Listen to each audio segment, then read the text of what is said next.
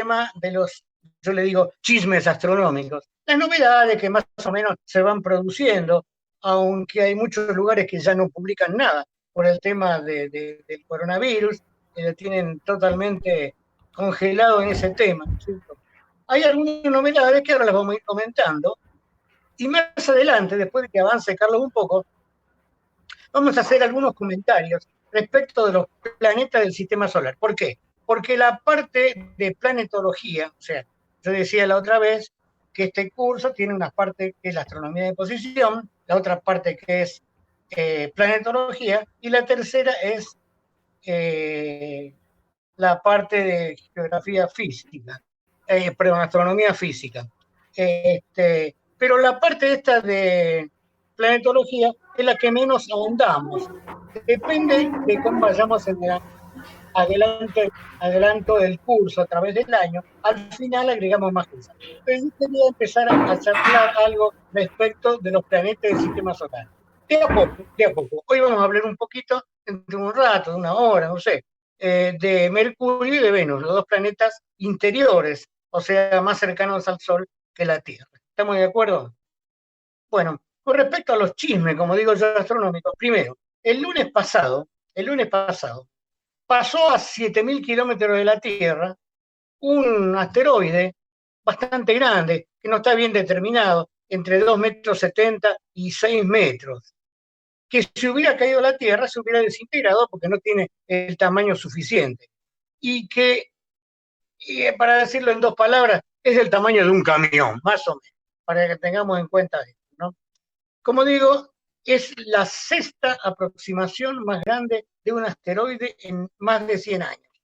O sea, el asteroide no es tan grande, ni mucho menos, pero se acerca y estaría en el punto sexto con respecto a la cercanía respecto de la Tierra. O sea, no hubiera pasado nada, se hubiera quemado la atmósfera. Pero de todas maneras, esto sirve como advertencia. El ser humano tiene que ocuparse de eso, porque puede ocurrir lo que pasó en 1908 en Tunguska, o lo que pasó Chelyabinsk hace 6 años, creo, o 7, una cosa así, en la Siberia, que no hubo lesionados, pero sí, mejor dicho, hubo lesionados, pero que al romperse vidrio, por la explosión de vidrio, que se había detectado en ese lugar de la Siberia. De todas maneras, este asteroide, que yo sepa, no tiene nombre, se lo detectó en el momento de la máxima aproximación. Menos mal, digo yo, menos mal que no pasó nada, porque no hubiera habido tiempo para nada. ¿Estamos de acuerdo? Otro tema. La Luna, que muchas veces uno piensa que es un objeto muerto, un astro muerto, porque no tiene casi atmósfera. Sin embargo, las placas tectónicas de las cuales está conformada la Luna siguen activas y van cambiando continuamente. O sea, la superficie de la Luna está cubierta por lo que irradian los asteroides, ¿no es cierto?, que van cayendo sobre la Luna. O sea, eso se le llama regolito, que son el polvo y piedras como consecuencia de la caída de los asteroides. Y estos asteroides van cubriendo, y este regolito va cubriendo totalmente la Luna. Y los bloques de los cuales se conforma la Luna, y prácticamente tienen una corta vida, porque van cayendo continuamente, y van tapando, y van cubriendo toda la superficie de la Luna. O sea, que la Luna no es algo como muchos pensamos, que era un astro muerto, para nada. Las placas tectónicas van cambiando continuamente. En otras palabras, algo está sucediendo actualmente en la Luna. Bueno, ahora yo le pregunto a Esmeralda con respecto al cometa Swan, que hablamos el otro día. Esmeralda me decía, creo que ayer, hoy, que prácticamente ya no se lo ve, porque está muy, muy, pero muy pegado al Sol, ¿no es cierto? Y lo que se puede ver es muy poco, está cubierto por la claridad del Sol, y tendría que ser en las primeras horas de la madrugada. Pero en lugar de eso, Esmeralda envió otro cometa que se lo puede llegar a ver y que fue descubierto no como en marzo de este año, sino el año pasado. Ese cometa, a Esmeralda lo empezó a ver a la tarde, creo que ahí no lo va a ver, pero mañana y pasado sí. Sí, a partir de las 7 de la tarde. a partir de las 7 de la tarde. ¿Y qué a es el partir de las cometa 7 que de la tarde. El ¿Cómo? Lemon. ¿Qué cometa es? El El Lemon. Lemon. El Lemon, como el actor, como Jack Lemmon. Exactamente. Ahora yo voy a ver si linkeo las fotos, así tienen el mapa y toda la cuestión ahí. Está bien, me parece muy bien. El Swan Bueno, se otra partió. cosa más. El Swan se Hace partió el unos meses glúteo. empezó a hablar también en los portales astronómicos de distintos lugares de los planets. Los planets, que viene a ser una avalanche, una mezcla entre planetas y lunas. ¿Qué serían los planets? Por de pronto les digo, muy pero muy difíciles de observar. Hay un físico del CONICET que se llama Christian Dupont, que fue el que los comenzó a estudiar, por lo menos acá en el país. Y el tipo se hizo tan popular que hasta un asteroide le pusieron el apellido de él. Como digo, son muy difíciles de detectar los plunes. En realidad, ¿qué serían los plunes? Aparte de una mezcla entre satélites y las lunas, o sea, entre las lunas y los planetas en sí. Serían satélites naturales de planetas gigantes, mejor dicho, de exoplanetas gigantes, no del sistema solar. Es como si, por ejemplo, Saturno o Urano, algunos de los satélites que tiene o de las lunas, fueran prácticamente expulsados de alrededor de ese planeta, ¿no? Y prácticamente se alejarían como consecuencia del acercamiento de algún otro planeta o estrella cercana al sistema al cual pertenecen, y esos planetas fueron expulsados y comienzan a girar como si fueran planetas de la propia estrella alrededor de la cual giraban antes. O sea, antes giraban los planetas y alrededor de los planetas estas lunas. Estas lunas habrían sido expulsadas, en el caso de los planets, y comenzarían a girar directamente alrededor de la estrella. O sea, que pasaron de luna, o sea, de un satélite de alguno de los planetas extrasolares, directamente a girar como planeta alrededor de la luna. Como digo, es muy difícil de observar. Este es un tema que se está hablando ya hace algún tiempo, no demasiado. Tampoco, como digo, es muy difícil de observar. No es demasiado lo que se pudo adelantar. Y otra cosa, el otro día hizo 90 años del descubrimiento del planeta o del explaneta Plutón. Plutón fue planeta desde 1930 que se lo descubrió un estudiante del observatorio de Lovell, que se llamó Christian Tombaugh, que lo descubrió en el año 1930.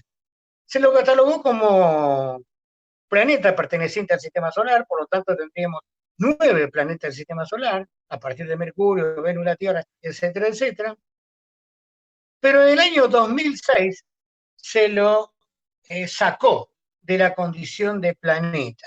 Sería un planeta menor. Un día de estos les voy a comentar cuáles fueron los motivos por los cuales se lo sacó, ¿no es cierto? Fue una reunión de la Unión Astronómica Internacional que se hizo en Praga, la capital de lo que era la República, perdón, de Checoslovaquia antes, o sea, de la República Checa actualmente, ¿cierto? Y que fue sobrevolado por la sonda Nuevos Horizontes en el año 2015, si me no equivoco. ¿Sí? Como lo patentó, por así decirlo, el Observatorio Lovell, donde trabajaba o estudiaba en esa época Christian Tombaugh, que murió no hace muchos años, y el observatorio tenía la posibilidad de elegir el nombre que se le ponía al que nosotros llamamos Plutón. Hubo una serie de sugerencias, pero hubo una chica inglesa, Barclay, de 11 años de edad, que le sugirió a su abuelo, que era catedrático, le sugirió el nombre de Plutón. Y con el tiempo hubo otros nombres que podrían ser llamados Cronos, Minerva, y la tercera posibilidad es la de Plutón. Y bueno, se privilegió el pensamiento de esta chica de 11 años y le quedó Plutón desde el año 1930. La chica esta como premio recibió un importe en libras esterlinas, pero paupérrimo, 5 libras esterlinas, nada más.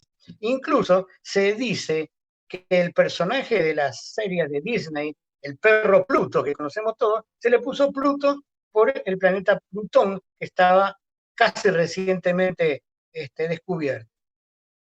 Y otra cosa que vi por ahí es que al planeta Júpiter, nuestro gran planeta del sistema solar, que tiene una masa muy, pero muy grande, se hicieron una serie de estudios importantes por medio del telescopio espacial, por medio de la sonda Juno y por la gente del observatorio de Hawái, ¿no? Se les estudió en infrarrojo, en ultravioleta, en ondas de radio, etcétera, etcétera, etcétera. Y se descubrieron lo siguiente, fíjense, se descubrió un tornado de 60 a 70 kilómetros de altura y rayos, como los rayos que tenemos en nuestras tormentas terrestres, pero mucho más fuertes que los que ocurren en la Tierra. También se detectaron nubes de agua, como si fueran los cúmulos de la Tierra, pero muy pocas comparado con las que tenemos nosotros en la Tierra. Y ustedes saben que Júpiter tiene una famosa mancha roja. La mancha roja es una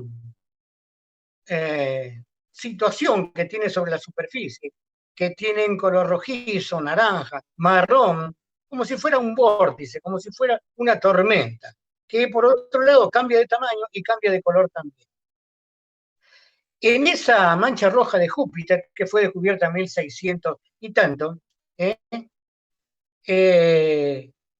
las estudió y se vio que había zonas oscuras en la mancha rojiza. O sea, sobre el fondo rojizo, naranja o marrón, había zonas más oscuras, manchas más oscuras. Y por medio de los estudios que se hicieron en el Observatorio de Hawái, la sonda Juno y el telescopio espacial, se determinó que eran como si fueran baches o agujeros que se producían en las nubes más altas de esa prominencia que tiene Júpiter, y que por esos lugares escapaba el calor que Júpiter tiene debajo de la tremenda atmósfera. Por supuesto, lo que vemos de Júpiter, lo mismo de Urano, de Saturno y de Neptuno, lo que vemos son las nubes. Y Júpiter es el que tiene las nubes más grandes, ¿cierto? Bueno, se descubrió que esas zonas donde había más oscuridad, manchas más oscuras, eran nubes que eran más altas y por donde escapaba el calor que provenía de la supuesta superficie del planeta Júpiter. Bueno, eso les quería comentar. Después, dentro de un rato, te vamos a comentar algo respecto de lo que vamos a incluir a partir de hoy, que serían los planetas del sistema solar, incluida la Tierra. Carlos, si te parece, podés comenzar vos. Bueno, sí, la idea. Una cosita nada más. José, Plunets, Sí. me dijiste que decís que era eso que comentaste antes. ¿Cómo Sí, se escribe? P-L-O, otra Sí. O más, y después NETS, N-E-T-S, Plunets. Ok, gracias. Yo me acuerdo que el año pasado lo comentamos en el curso también, pero ahora no sé por qué resurgió o alguien lo quiso comentar. No, al contrario. Carlos. Bueno, voy a pasar.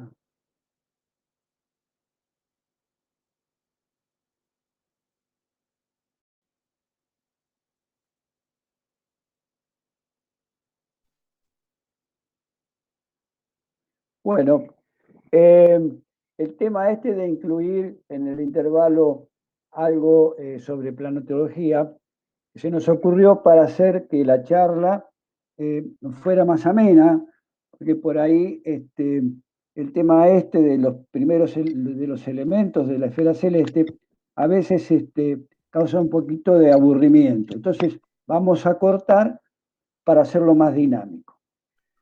Bueno, Bueno, okay. voy a proyectar esto que habíamos visto en la clase pasada, que era la ley del movimiento diurno, y que decía que los astros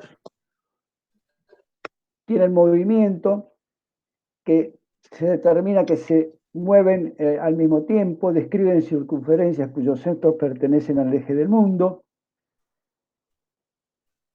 lo realizan, como decíamos, con velocidad constante, motivo por el cual yo cuando les comentaba de la distancia angular, les decía que la distancia angular entre estrella y estrella no varía. sí varía la distancia angular si lo tenemos en cuenta a la Luna o a algún planeta. Va a variar lentamente porque ambos tienen movimiento propio. O sea que tanto la Luna como las estrellas, como los planetas, se mueven entre las estrellas. El movimiento diurno para el hemisferio sur nos dice que la esfera celeste está animada con respecto a la Tierra, ¿sí? De un movimiento de rotación sobre su eje. El motivo de que está animada con respecto a la Tierra es casualmente porque la que se mueve es la Tierra. De un movimiento de rotación sobre su eje en el sentido este, norte, oeste, al cual se lo denomina movimiento retrógrado. O sea, es el movimiento aparente, no es el movimiento real. O sea, la que se mueve es la Tierra. Día estelar y día sideral. Se utilizan estos dos patrones de día. El día estelar es el movimiento constante y uniforme para que una estrella pase 2 veces consecutivas por el meridiano del lugar. ¿Recuerdan el meridiano del lugar? Era el que partía del sur cardinal, contenía al sur elevado, contenía al cenit y contenía al polo norte, al polo norte terrestre, y proseguía hacia abajo, el polo sur, el polo norte elevado, el cenit, y volvía a retomar al polo sur cardinal. O sea que es un plano vertical que delimita circunferencia y es un círculo máximo. Por otro lado, tenemos el día sideral, que es el intervalo del tiempo entre que el punto vernal, algo que alguien preguntó y ya lo vamos a explicar con más detalle, hace 2 pasajes consecutivos por el meridiano del lugar.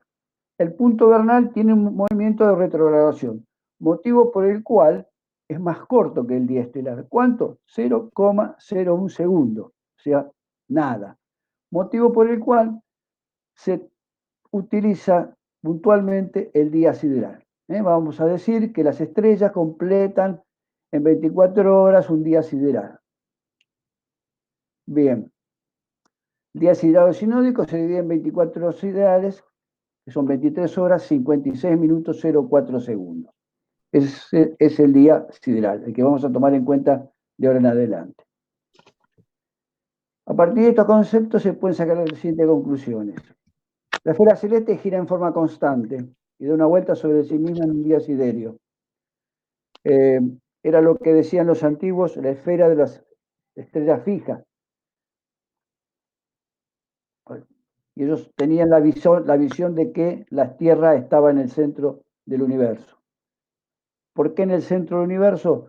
Porque recién hasta el año 1924, Hubble dijo, no estamos solos. Lo que estamos viendo nosotros es nuestra galaxia. Nuestro Sol es una estrella más de la galaxia. Y fuera de nuestra galaxia hay miles de galaxias más. O sea, recién en el año 24 dejamos de creer que lo que veíamos era el total del cielo. Lo único que vemos extragalácticos son las nubes de Magallanes y la galaxia Andrómeda. ¿Cómo? Andrómeda. Andrómeda, la galaxia de Andrómeda. Se mueve a ración de 15 grados por hora, por eso es que yo les decía que si tomábamos como referencia una estrella con respecto a un planeta o a la Luna, las estrellas se mueven en realidad a un grado, 15 grados por hora, que resulta, por supuesto, de dividir los 360 grados por 24. Pero siempre se mantienen igual. Es como si las estrellas estuvieran en una cinta mecánica, o como la cinta cuando ponemos los productos en el supermercado, que van hacia la caja, van todos juntitos iguales. Así se mueven las estrellas.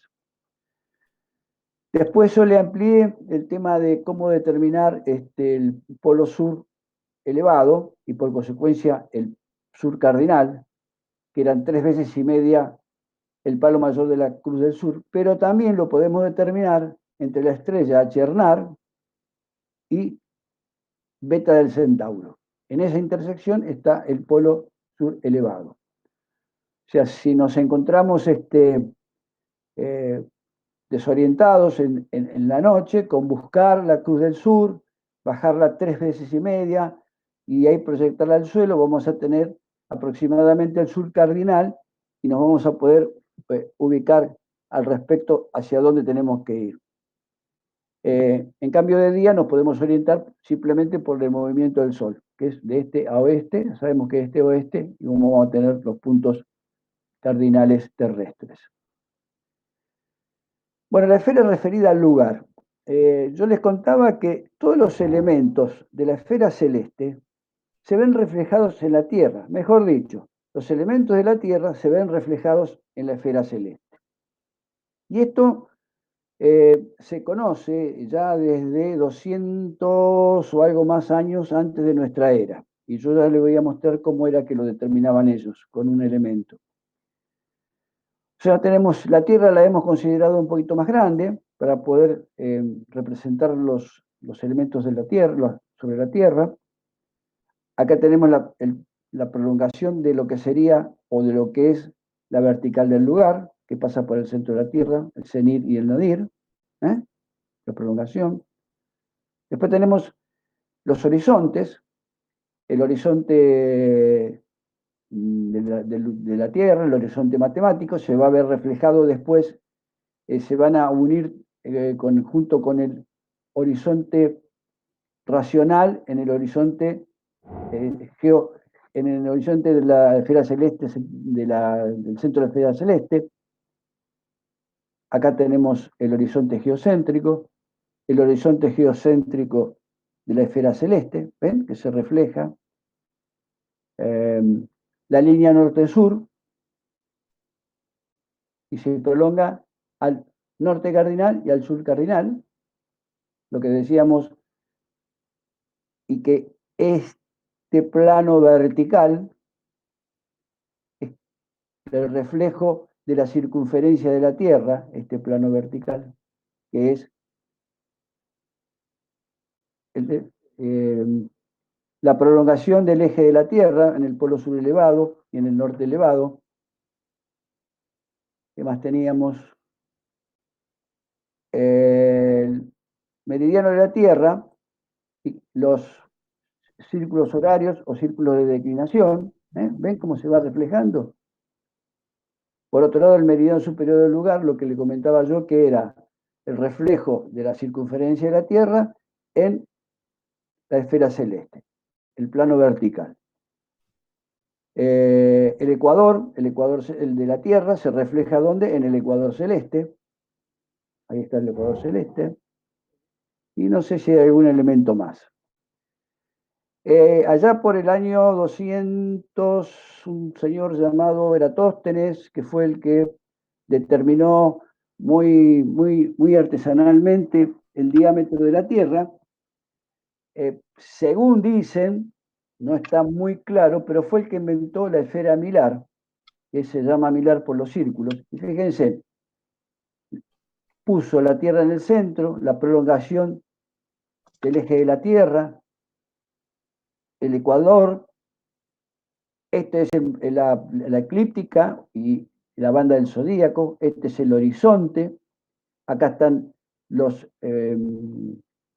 círculos polares, círculo polar y círculo polar, los círculos menores, el círculo mayor del ecuador de la Tierra, dejado acá. O sea, fíjense que ya estaba y esto es el horizonte. Acá. Y esta es una esfera milar de las que pueden comprar en un comercio, hay comercios de decoración, donde se pueden encontrar esferas similares muy lindas y muy caras. Ese es el detalle. Bueno, la altura del polo y la latitud del lugar son iguales. En este caso, para Rosario, 33 grados.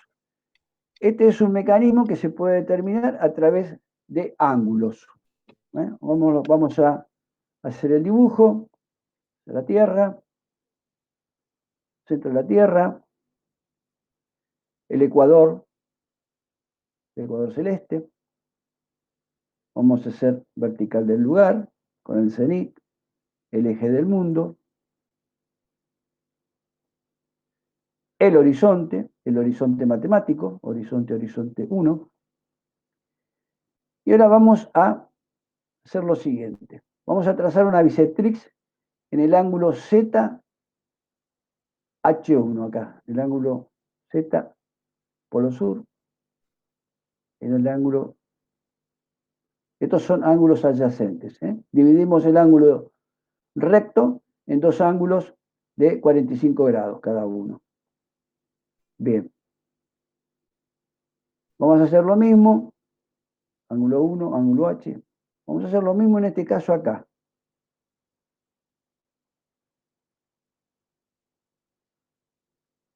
El ángulo, y ahí tenemos el ángulo 2. Ángulo phi y el ángulo 2, acá también. Este ángulo recto, a ver si si entra este ángulo recto, hemos trazado la bisectriz, que es la vertical del lugar, y obtenemos dos ángulos adyacentes. Bueno, vamos a ver cómo resolvemos esto. Vamos a determinar que h es igual a phi. Primero, el ángulo h, acá le puse esto, equivale a ángulo. Esto debería ir acá, pero en la computadora no apareció ningún signo que se pudiera poner sobre 1. H más el ángulo 1 es igual a un ángulo recto, 90 grados. ¿Sí? Bien. Phi y 2 son igual a otro ángulo recto de 90 grados. Por lo tanto, H más el ángulo 1 es igual a phi más el ángulo 2. Si despejamos el ángulo 1 y el ángulo 2, nos queda definitivamente la ecuación de que la altura del polo es igual para una latitud como la de Rosario. No solamente se puede calcular para Rosario, sino para cualquier otra latitud de esta misma manera. Ponemos Rosario porque es donde estamos viviendo nosotros. Bien. Nosotros vimos aspectos de los cielos a diferentes latitudes. Dijimos que es la esfera celeste que ve una persona observando el lugar desde un determinado de la Tierra, teniendo en cuenta la inclinación que tenga el eje del mundo respecto al horizonte. ¿Sí? El eje del mundo respecto al horizonte. Hay tres esferas, una esfera oblicua, una esfera paralela y una esfera recta. La oblicua es más de 0 grados y menos de 90 grados. Nosotros estamos en una posición bastante privilegiada, que son la de los 33 grados, y tenemos una buena visión del cielo. Después está la esfera paralela, que es de un observador que está en el Polo Norte. Ese observador va a ver la mitad de la esfera celeste. Y después está la esfera recta, de 0 grados, que va a ver todo el conjunto de estrellas, desde Polo Sur elevado a Polo Norte elevado. La esfera oblicua teníamos dos recorridos de las estrellas. Unas estrellas que las vemos que rotan o giran sobre el horizonte y alrededor de un eje que es el eje del mundo, que son las estrellas circumpolares. ¿Lo recuerdan? Son estrellas que se ven durante todo el año y que las veríamos inclusive si tenemos un eclipse de sol, vamos a ver alguna de día. Y después tenemos las esferas, las estrellas que su recorrido o su paralelo celeste se ve cortado por el horizonte en un arco visible y un arco invisible. En el caso de nuestra latitud, a medida que nos vamos, o sea, de cualquier latitud que esté entre más 0 y menos 90 grados, vamos a ver que a medida que nos vamos alejando del polo elevado, los arcos visibles son menores y los arcos invisibles son mayores. Y los que recorren el ecuador celeste van a ser iguales. Van a estar 24 horas por arriba, 12 horas sobre el horizonte y las otras 12 horas por debajo del horizonte. Acá tenemos el ejemplo. Siempre vamos a hacer el dibujito. Meridiano superior del lugar.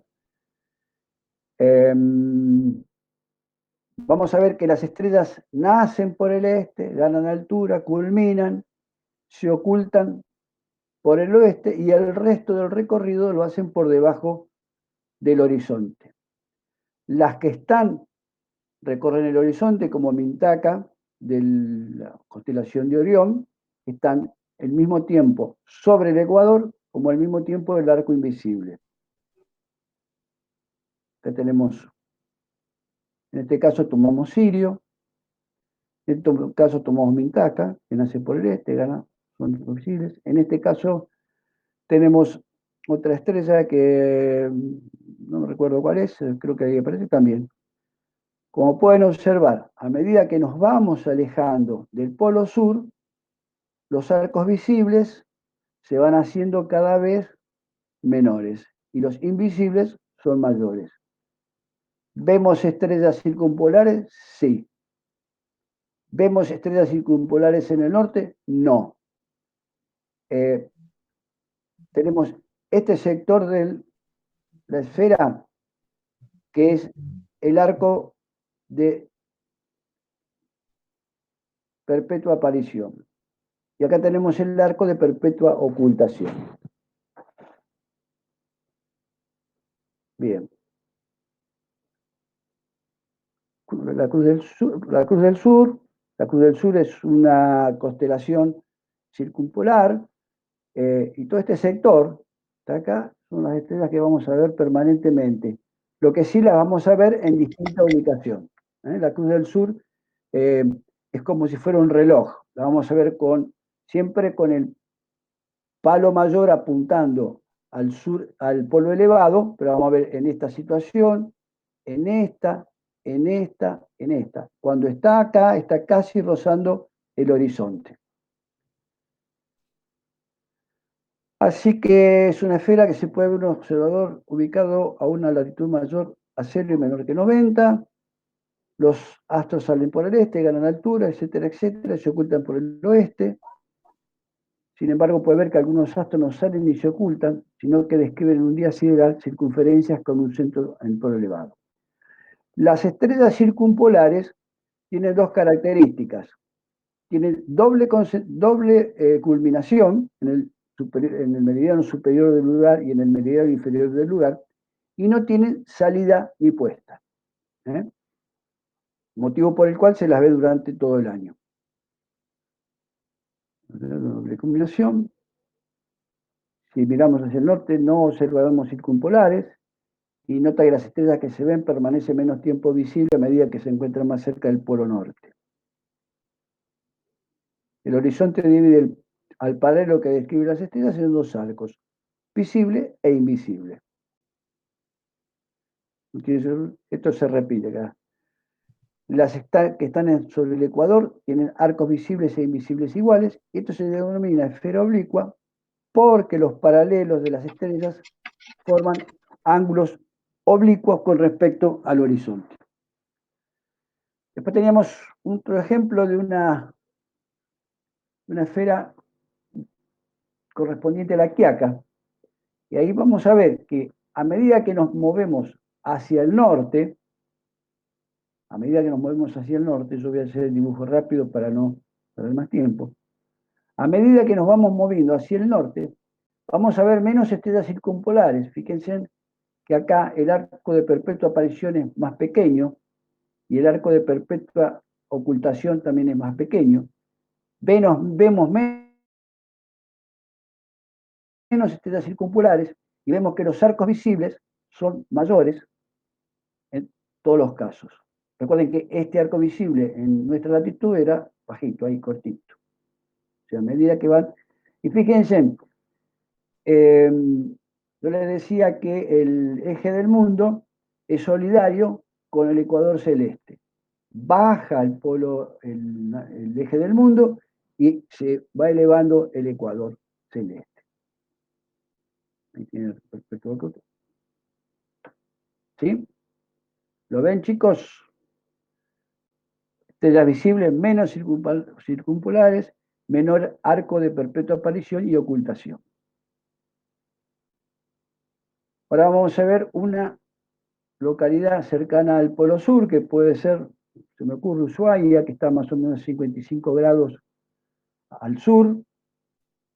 ¿Y acá qué vamos a ver?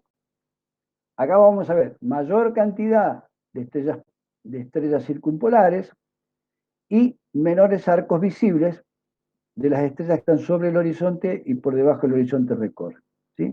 Y por supuesto no vamos a ver estrellas circumpolares en el hemisferio norte, o sea, los arcos de perpetua aparición van a ser mayores y de perpetua ocultación van a ser mayores. Y así nos vamos yendo hacia el sur, polo sur. Vamos a hacer el dibujo y yo después lo explico. Bueno, como pueden apreciar, en esta esfera el polo sur elevado coincide con la vertical del lugar. ¿Sí? ¿Se ve? El ecuador celeste coincide con el horizonte. Todas las estrellas que se ven son circumpolares. No tienen doble culminación, tampoco tienen salida ni puesta, pero no tienen doble culminación como en el caso de una latitud como Rosario. No tienen salida ni puesta. Recorren en un día sideral un paralelo celeste y están medio año sobre el horizonte y medio año debajo del horizonte. Y lo que está debajo del horizonte es invisible. Son circumpolares, no tienen culminación, no tienen salida ni puesta. La vertical del lugar contiene el horizonte y el ecuador celeste están en el mismo plano. Se ve el 50% de la esfera celeste. Con el Sol va a pasar algo similar, con la diferencia de que el Sol va a ir recorriendo, ya lo vamos a explicar, distintos paralelos diarios, a ir haciendo este movimiento de tirabuzón, hasta que va a llegar un momento que va a estar circundando en los equinoccios el horizonte y el ecuador, y luego va a pasar debajo y se va a dejar de ver el sol. Acá va a haber una noche de casi 6 meses y acá en el norte un día de casi 6 meses, para después volver a hacer el mismo recorrido, tirabuzón hacia arriba. Todas las estrellas que describen arcos paralelos al horizonte. Después tenemos la esfera recta, que esa no la habíamos visto.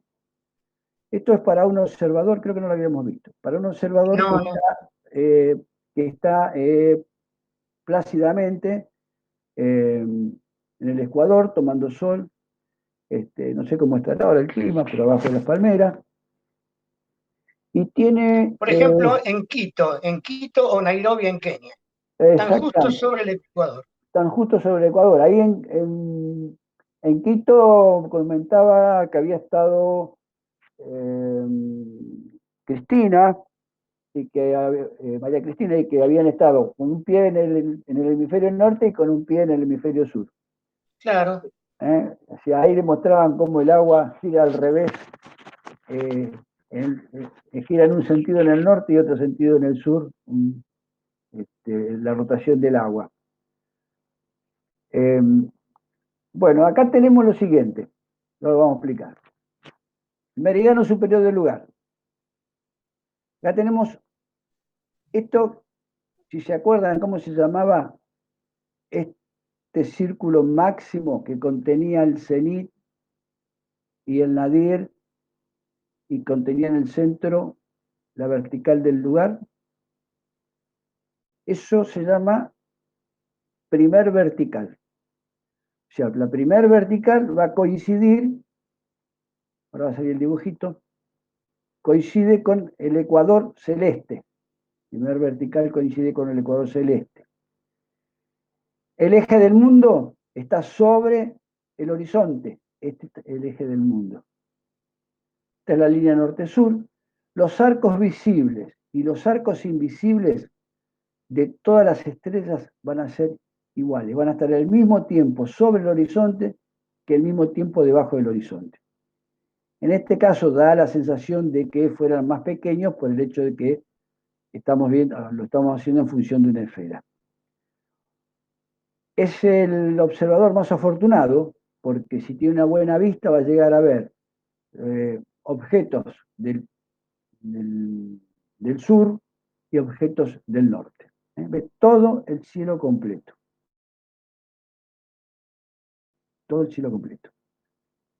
Ahí está. No hay estrellas circumpolares, todas culminan en el meridiano superior lugar, tienen salida y puesta. Los arcos visibles e invisibles son iguales. Se denomina esfera recta porque los arcos aparentes que describe la estrella son perpendiculares al horizonte. Bien. Bueno, a ver cómo estamos en el tiempo. Estamos 8:20. 8:20. Hago las cartesianas y después entras vos, José. Dale. Bueno. Las coordenadas cartesianas. Todas las coordenadas tienen varios elementos necesarios para poder conformar el sistema. En este caso necesita 3 elementos. Uno es el eje de las abscisas. 2 es el eje de las ordenadas. Estas coordenadas son las que generalmente se utilizan sobre un mapa, sobre un plano. Cuando nosotros vemos una película bélica y vemos que están en el cuarto de cartas marinas y están trabajando con este tipo de coordenadas cartesianas. Cartesianas porque el que las diseñó, o el primero que las puso en marcha fue René Descartes. Entonces tenemos 2 elementos, el eje de las ordenadas, eje de las abscisas y el origen de las coordenadas. Nosotros queremos determinar, tiene una numeración que va del 1 al 5 en este caso, y queremos determinar dónde está el avioncito que se nos perdió y lo estamos buscando. Bueno, trazamos una semirrecta a partir de este caso del 5, una semirrecta a partir del 4, y ahí obtenemos las coordenadas cartesianas de dónde está este avioncito. Las coordenadas serían 5 y 4. ¿Sí? Esto es en realidad se prolongan en los originales así y para este lado, pero se puede tomar este cuarto de coordenadas para el ejemplo. También se usan en matemática, no me pregunten para qué, pero se usan en matemática. Y después vendrán las coordenadas esféricas. José, te paso. Bueno, sí, cómo no. O sea, lo que vos decís de las coordenadas esféricas es lo mismo que hiciste vos en un sistema de 2 dimensiones, ¿no es cierto? Las ordenadas y las abscisas, representar un punto cualquiera de una superficie esférica, nada más que eso. Exactamente. Bueno, como digo, a partir de hoy implementamos una parte nueva, unos temitas nuevos de los planetas del sistema solar. Vamos a hablar un poquito de Mercurio y de Venus hoy. La semana que viene veremos de hacer otros planetas. Primero, sabemos que son los 2 planetas interiores, Mercurio y Venus, o sea, están más cerca del Sol que la Tierra, ¿no es cierto? Entonces, hola José, perdón que te interrumpa. Sí, Guillermo. Hola Guillermo, ¿cómo te va José? ¿Qué tal, Guille? ¿Cómo estás? Bien, vos sabés que estamos viendo la pantalla de Carlos, entonces estamos viendo todo trabado. Carlos, si vos terminaste con el PowerPoint, dejá de compartir la pantalla. Así... Espérate, la dejo. No sé si vos terminaste ya, no sé. No, yo lo... No, después sigue. No, yo lo achiqué. Entonces, bueno, acá lo estoy viendo, José, sí. Bueno, sí. ahora sí va a aparecer José. Dale. Entonces yo decía que íbamos a hablar un poquitito de Mercurio, que Mercurio y Venus son 2 planetas interiores, o sea, que tienen las distancias menores que la distancia de la Tierra respecto del Sol. En otras palabras, menores que 150 millones de kilómetros, que es la unidad astronómica. Sabemos que ni Mercurio ni Venus tienen satélites, ¿no es cierto? En el caso de Mercurio, tiene una órbita muy alargada, y la distancia al Sol varía desde 46 a 70 millones de kilómetros, comparado con los 150 que está la Tierra respecto del Sol.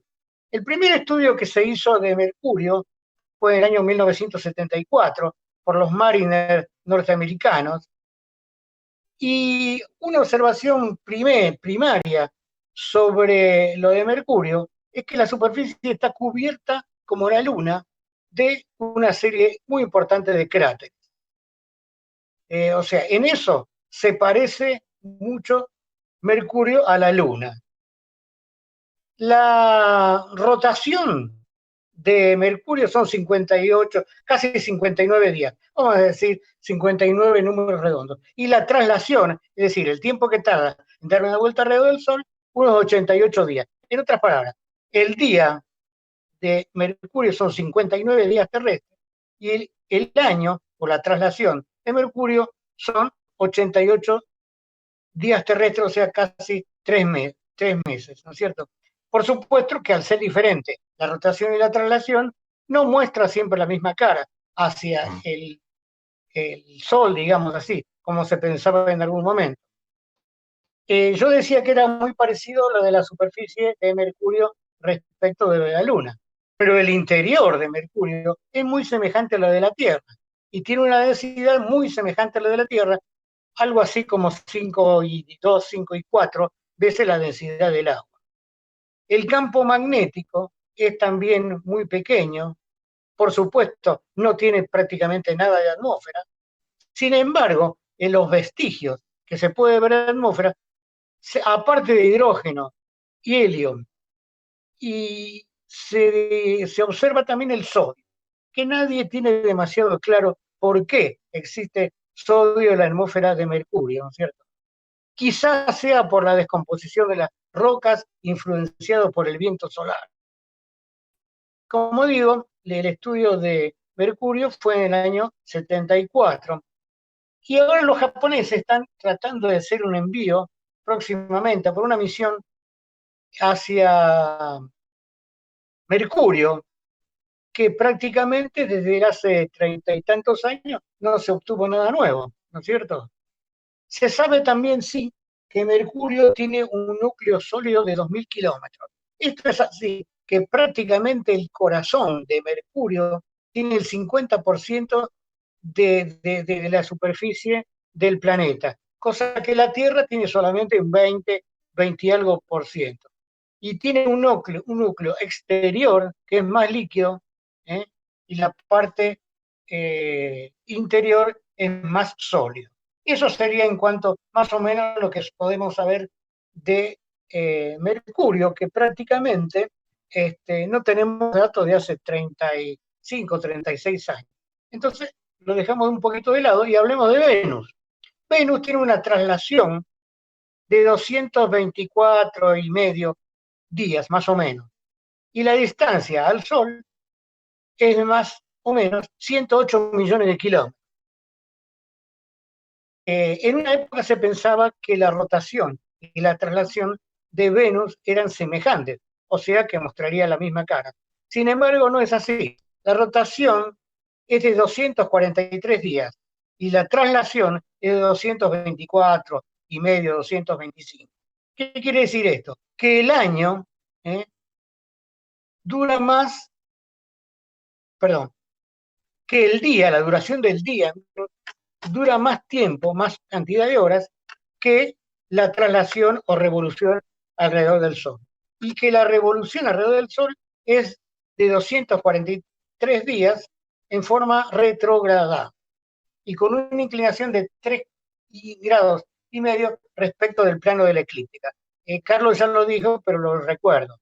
La eclíptica es el dibujo que realiza el Sol en la esfera celeste a través de un año. Ese arco que realiza el Sol a través de un año tiene una inclinación de 23,5 grados respecto del plano del ecuador. Bueno, siguiendo con lo de Venus, refleja mucha luz solar por la tremenda capa de nubes que tiene. Entonces, lo que se llama en astronomía es el albedo. Viene a ser la capacidad de reflejar la luz que recibe. Un planeta que tiene, por ejemplo, tremenda cantidad de nubes. Fíjese que en el caso de Venus no llegamos a ver la superficie. ¿Por qué? Porque hay una tremenda densidad, se calcula de 20 kilómetros, el espesor de las nubes. Por lo tanto, es absolutamente imposible llegar a ver la superficie, ¿no es cierto?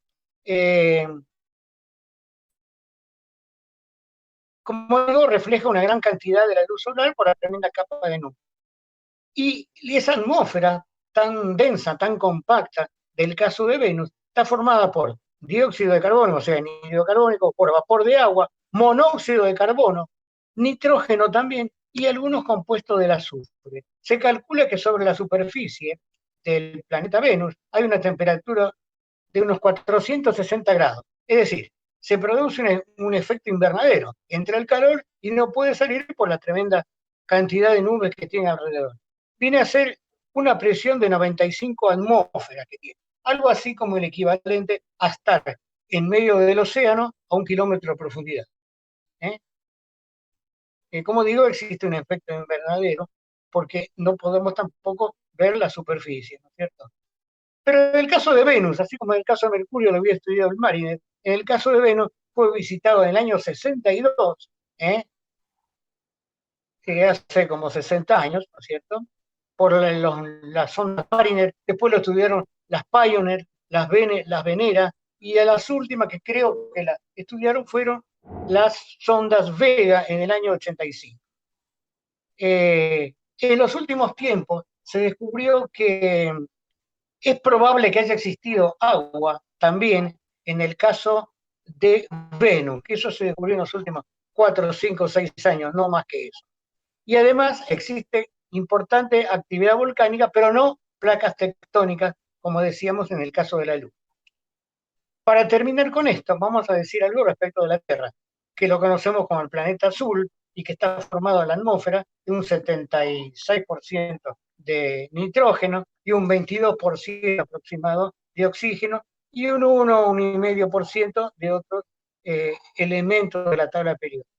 Lo importante en el caso de la Tierra es la tremenda cantidad de agua. Fíjense que sabemos que se ha descubierto agua en la Luna, sabemos que se ha descubierto agua en Marte, etcétera, etcétera, etcétera. Sin embargo, en la Tierra es muy, pero muy importante la cantidad de agua, ¿no es cierto? En el universo hay poca cantidad de agua, hasta ahora por lo menos lo que se ha descubierto hasta el momento, ¿no? Y además la Tierra es el único cuerpo, elemento, el agua es el único elemento que tiene mayor densidad en estado líquido que en estado sólido. Por lo tanto, flota. Por ejemplo, si ponemos unos cubitos dentro del vaso de whisky, vemos que flota, por la diferencia de las densidades entre la parte sólida y la parte líquida del agua.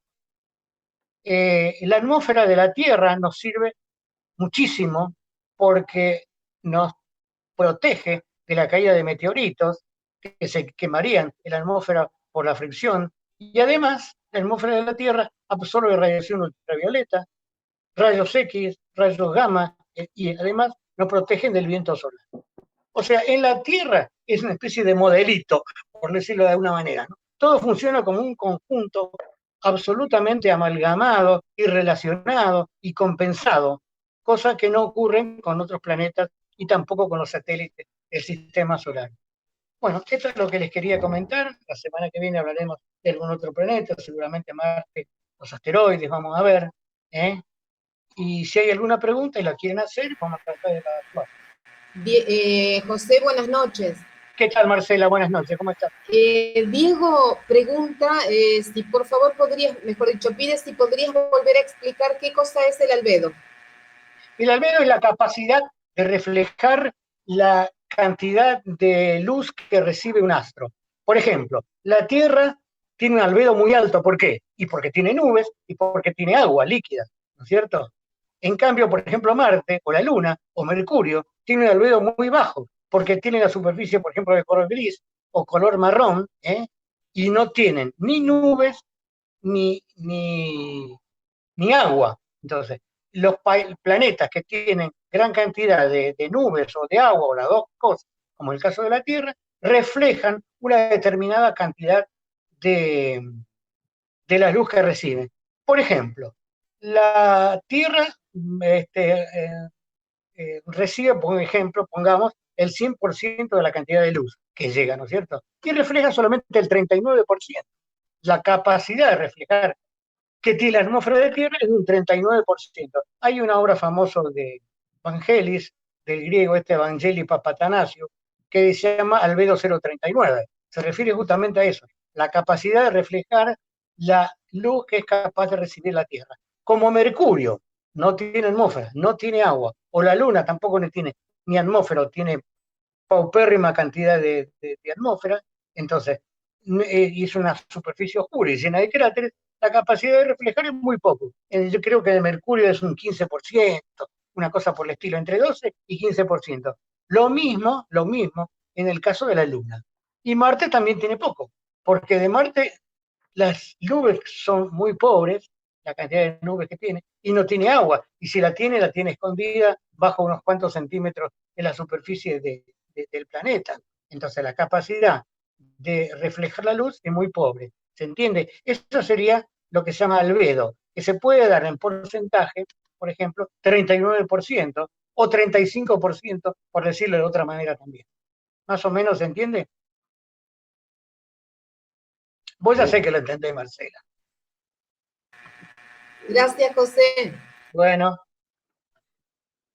Marcela refleja toda la luz que recibe. Ah, muy bien. ¿Qué tal eso? Muy bueno, muy bueno.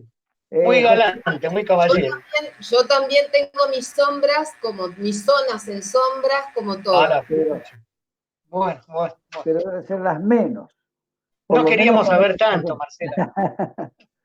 José, si me permitís, sí. Lo que vos decías del tiempo del periodo de rotación alrededor del Sol de Mercurio, que Copérnico había dicho que lo hacía cada 90 días.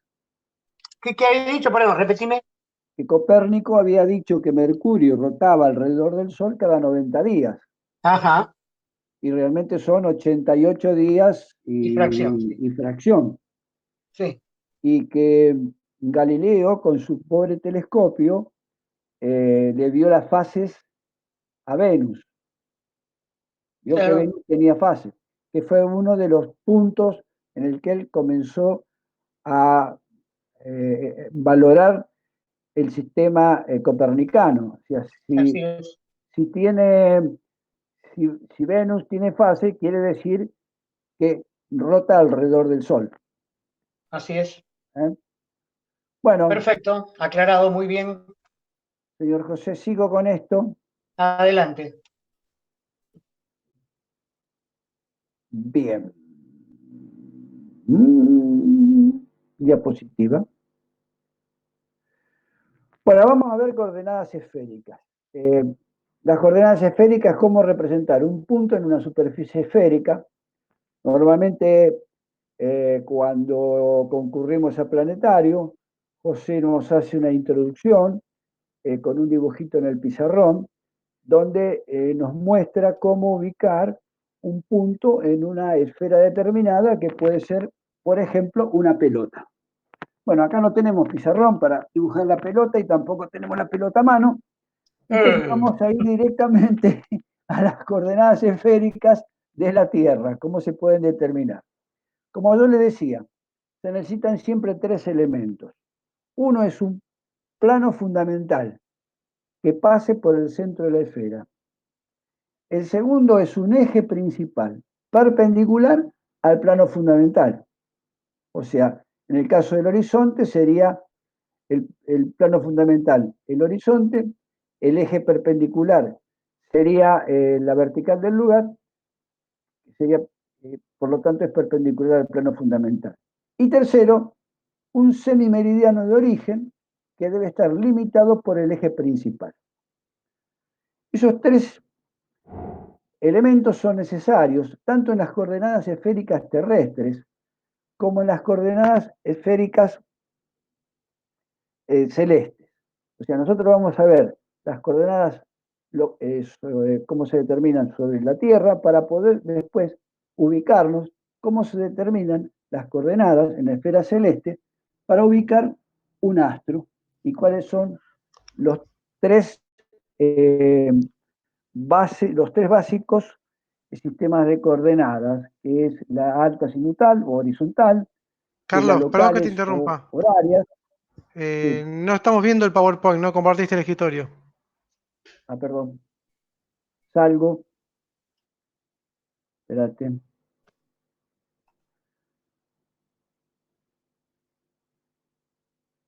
No, yo creí que yo creí que se veía. Ahí está. Ahí está. Bien. Entonces decíamos que necesitábamos tres elementos: plano fundamental, un eje principal y un semimeridiano de origen que debe estar limitado por el eje principal. Tanto para las coordenadas esféricas terrestres como celestes necesitamos tres elementos. Y las coordenadas celestes que vamos a ver por el momento van a ser las horizontales, y si hacemos a tiempo, vamos a ver las coordenadas horarias o las coordenadas locales u horarias. Y por último tenemos las coordenadas absolutas, que esas las vamos a ver más adelante, para poder despejar y empezar con otro tema un poco más, digamos, tal vez menos complicado que esto. Pues realmente a todos nos costó, en los que hicimos el curso, yo los que no sé si les comenté, que hice el curso con José en el 2006, recién las aprendí ahora, las coordenadas, así que miren ustedes si pasará tiempo. Pero no se desanimen, ¿eh? Bueno, vamos a ver cómo podemos elaborar las coordenadas sobre un globo terráqueo. Lo vamos a determinar acá, un punto, por ejemplo, acá, cómo lo podemos ubicar, teniendo un meridiano de origen, un plano fundamental y un eje fundamental que es el eje de la Tierra. Bueno, vamos a ver. Plano fundamental, eje principal, semimeridiano de origen. Tenemos la Tierra, centro de la Tierra, por supuesto. El horizonte, el semimeridiano de origen, que va a ser el meridiano de Greenwich. Este es un meridiano que es patrón para iniciar coordenadas, ya sea hacia el este o el oeste, pero a partir siempre del meridiano de Greenwich. Este meridiano está representado en varios lugares. Ahora se ha determinado que creo que tiene un desfasaje de unos pocos kilómetros con los GPS, pero piensen que esto tiene, no sé en qué año fue, y lo hicieron, como siempre digo yo, artesanalmente. Acá parte Greenwich, el meridiano de Greenwich, pasa por, a ver si aparece la diapositiva, no, bueno, acá tenemos, vamos a determinar un punto. Bien, vamos a poner Rosario. Sí, tenemos el sur cardinal arriba. A partir del meridiano, semimeridiano de origen, o sea, el de Greenwich, vamos a tener la primera coordenada, que es la longitud terrestre, que es el arco sobre el ecuador, del punto cero al pie de proyección del arco de Rosario. Esta es la primera coordenada. Se puede medir también hacia el oeste. Acá tenemos sur, oeste, norte, este. Primera coordenada, longitud terrestre o longitud geográfica. Y la segunda coordenada va a ser la latitud terrestre o latitud geográfica. Como ustedes ven, no es ninguna dificultad, porque lo estamos haciendo sobre, en este caso, sería el globo terráqueo, lo estamos haciendo sobre una superficie visual, pero este mismo tipo de coordenadas son las que vamos a usar como coordenadas celestes. Estos podría ser, no sé, podría ser la latitud de Rosario, la longitud de Rosario, 60 grados. Sí, Se conforma con una visual del centro de la Tierra al pie de proyección de Rosario y al origen de la coordenada. Entonces, un ángulo de 60 grados, lo mismo que son 60 grados. Y el otro ángulo, que es de 33 grados, es el que representa esta curvita sobre el pie de proyección. Un ángulo y el otro ángulo. ¿Se ve esto, chicos? Pregunten. Carlos, Carlos, Sí. si me permitís, la longitud se mide a partir de Greenwich como longitud positiva hacia Hacia el el oeste. oeste y negativa hacia el oeste, de hacia el 0 a 360 grados o de 0 a más o menos 12 horas. 12 horas puede ser negativa, 12 horas positiva. Y en cuanto a la latitud, se toma desde el Ecuador hacia el polo sur o del Ecuador hacia el polo norte. Entonces, a menos 90 grados en el caso del polo sur y más 90 grados hacia el polo norte, por convención, simplemente. Bien. Bueno, creo que esto es todo con respecto a la coordenada ángulo equivalente. Y acá están los lugares, por ejemplo, acá tiene el origen, pasa por el Observatorio de París. ¿Sí? Este es el puente de Bujar, ¿cómo era el lugar donde tenía el equipo de fútbol, este chico de Bailando por un Sueño, Bujalov Zaragoza? Este puente, el meridiano de Greenwich, pasa por acá. Pasa por acá y tiene su origen en este punto. Este es el observatorio de Greenwich. Bueno,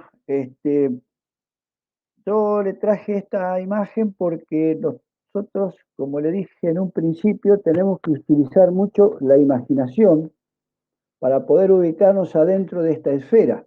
O sea, nosotros ahora vamos a ver unas coordenadas celestes, pero lo vamos a hacer desde adentro de la esfera celeste, ya no sobre un globo terráqueo, sino desde adentro de esa esfera celeste imaginaria que es tan grande que el radio de la Tierra pasa desapercibido.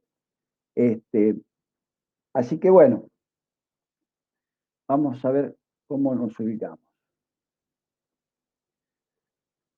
Dijimos horizontales o alta azimutal.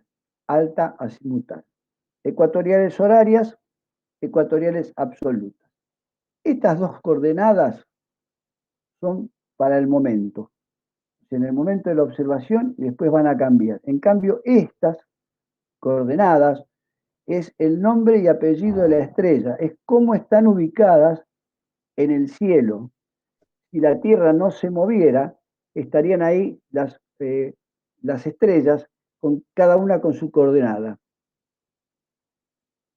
No sé si me explico. Después les voy a mostrar un planito donde se ven cómo están distribuidas las estrellas. Después están las coordenadas eclípticas, que se toman a partir de la eclíptica, y las coordenadas galácticas, las vamos a ver cuando veamos galaxias. Vamos a ver las horizontales. El plano fundamental es el horizonte. De ahí es donde tenemos uno de sus nombres, horizontales. El eje vertical, el eje principal es la vertical del lugar. Y el meridiano de origen es el semimeridiano del lugar que pasa por el sur cardinal. O sea, si nosotros nos ubicamos en una sala, en el centro de una habitación, y pensamos que en vez de ser cuadrado o rectangular es un gran círculo, ¿sí? Estamos en el centro del plano fundamental. Ese círculo es el plano fundamental. Si nosotros nos ponemos dando, o sea, espalda a la pared, suponiendo que ese es el sur, por arriba de nuestras cabezas va a pasar la vertical del lugar.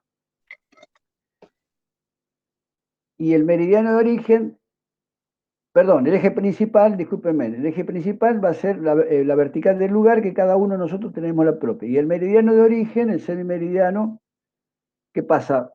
Nace por el sur cardinal, contiene el cenit y llega hasta el norte cardinal. Bien. Vamos a ver con el circulito entre la Tierra, el plano fundamental, el plano del horizonte, el eje principal, cenit y nadir, y el meridiano de origen, el meridiano superior del lugar. Acá. Nosotros vamos a tratar de determinar dónde se encuentra una estrellita norte cardinal, sur cardinal, dónde se encuentra esta estrellita. Este va a ser el meridiano de la estrella o el meridiano al astro. A partir del sur cardinal, sobre el plano del horizonte, este sector, a partir del sur cardinal, al pie de proyección del arco, va a ser una de las coordenadas. Va a ser la coordenada, la primera coordenada, que es el azimut. De ahí las coordenadas alto azimutal. Alto azimutal. Se mide desde el sur cardinal hasta la pie de proyección del astro. ¿De qué manera? De 0 a 300 grados hacia el oeste. Perdón, hacia el este. Quiere decir que, como regla mnemotécnica, decimos que es zone, sur, oeste, norte, este. Zone. Recordemos, zone es el recorrido de la coordenada azimutal, que va de 0 a 360 grados. De 0 a 360 grados. La segunda coordenada va a ser el arco sobre el meridiano del astro. Este va a ser la segunda coordenada, la altura, con H. La altura. Este sistema es para este lugar, o sea, para el lugar que están ustedes, cada uno de ustedes, y para esta hora. Porque dentro de 2 minutos ya cambió la posición de la estrella. ¿Sí? Perdón, me olvidé de comentarle que el arco entre la estrella y el cenit es la distancia cenital. Con esto completa los 90 grados. 90 grados. Los angulitos como que determinan las coordenadas. Este ángulo equivale al semicírculo y este ángulo a este semicírculo. Alfa, beta. Como yo les decía, las estrellas se mueven de este a oeste, del este a oeste. O sea, esta estrella va a cambiar de lugar dentro de un rato. Por lo tanto, vamos a tener que utilizar nuevamente, para determinar nuevamente las coordenadas, que va a ser este arco hasta la proyección del pie, anterior. Va a ser el arco entre el sur cardinal y el pie de proyección, de donde ya se encuentre nuevamente el astro. La altura siempre va a ser la misma, porque es el paralelo o el camino que recorre el astro. Este va a ser siempre el mismo. Lo que va a variar es la coordenada, el azimut. Esto va a variar, porque vamos a tener otra vez el astro nuevamente por acá, y va a ir modificándose. Por eso que le digo, que es para el lugar donde está el observador y para ese momento. Bueno, y vamos a ver si llegamos. ¿Qué hora es, José? Menos 5 casi, pero me perdonas una cosita. Dale. La altura se mide desde el ecuador hacia el cenit o el nadir. Por Sí. supuesto que si es el cenit, es positiva y del ecuador hacia el nadir es negativo. O Es sea, negativo. desde que el astro es visible, va a ser visible lo que está desde el horizonte hacia el cenit. Y va a ser invisible todo lo que está del horizonte hacia el nadir. Quería aclarar eso. Más Sí. 90 o menos 90 grados. Más 90, 90. Lo mismo que como son las coordenadas terrestres, más o menos. Por convención, podría ser menos en el norte o más en el sur. Sí, por convención, nada más. Las coordenadas ecuatoriales locales o semilocales, estas son interesantes porque la vamos midiendo, lo vamos determinando de la medida que se mueve la esfera celeste. Vamos a tener un plano fundamental que va a ser el ecuador celeste. Un eje principal que va a ser el eje del mundo. Y acá viene el asunto. El meridiano de origen va a ser el meridiano del lugar con su punto medio cielo, que va a ser la intersección del meridiano del lugar con el ecuador celeste. Ahora lo vamos a ver en la imagen. O sea, no se compliquen, que la imagen está clara. Vamos a ponerlo. Tierra. Bueno, acá tenemos el ecuador celeste y el meridiano superior del lugar. Acá.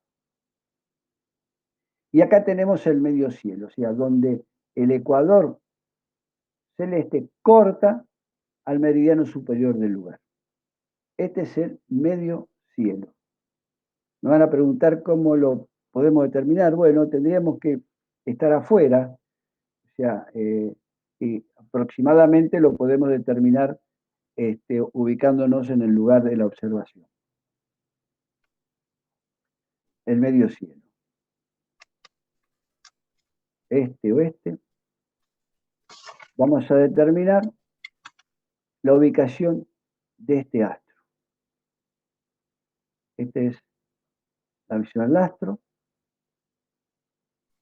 Y la primera coordenada va a ser el ángulo horario, que se va a medir de 0 a 24 horas.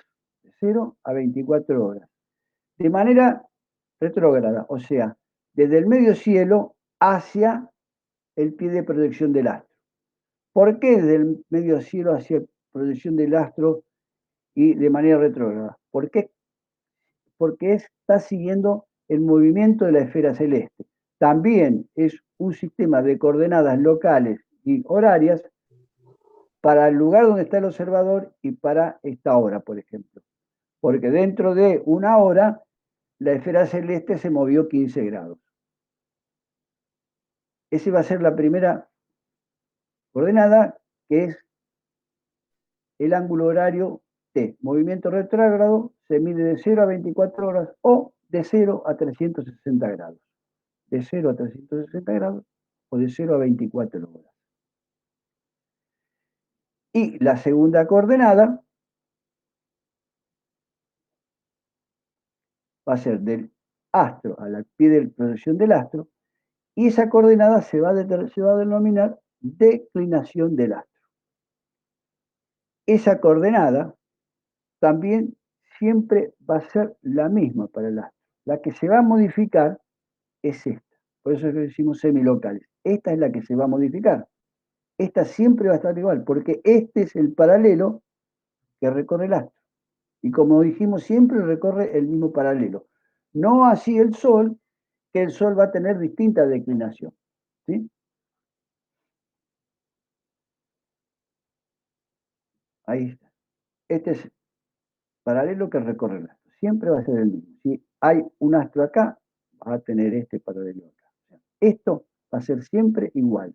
O sea, la declinación de la estrella, donde ustedes los encuentren en un almanaque, en un efeméride, siempre va a tener la misma declinación. Lo que va a cambiar es el ángulo horario. Por ejemplo, hace este camino. Si está ahí, va a cambiar. Fíjense, ahora la estrella se movió y está acá. ¿Qué cambia ahora? Cambia esto, el ángulo horario. el ángulo horario es mayor. Pero la declinación es siempre la misma. Ahí está. Bien. Podemos cortar acá si querés, José. Sí, son las 9, Carlos. ¿Por qué no preguntan a ver si alguien tiene alguna duda que podamos aclarar? Esta es la ubicación real de los astros. Es como si la Tierra estuviera quieta, la esfera celeste siempre la veríamos así. Ahí. De ahí es después donde vamos a ver las coordenadas absolutas.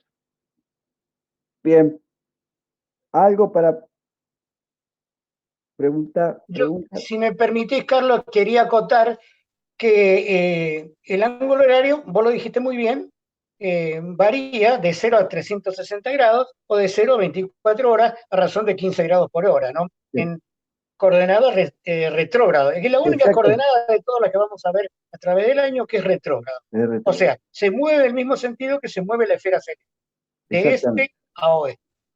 Bien, y la declinación se mide de 0 perdón. Claro, eso es lo que faltaría. Me faltó. Decilo. No, completalo vos, José. De 0 a más 90 grados hacia el polo norte cardinal y de 0 a menos 90 grados hacia el polo sur cardinal. Esto también por convención, simplemente por eso. O sea, si el astro está sobre el ecuador, la declinación va a ser 0. Si el astro está, por ejemplo, en el sur cardinal, va a ser menos 90. Si estuviera en el norte cardinal, va a ser más 90 grados, por 90. Convención, simplemente. Quería aclarar eso. Bien.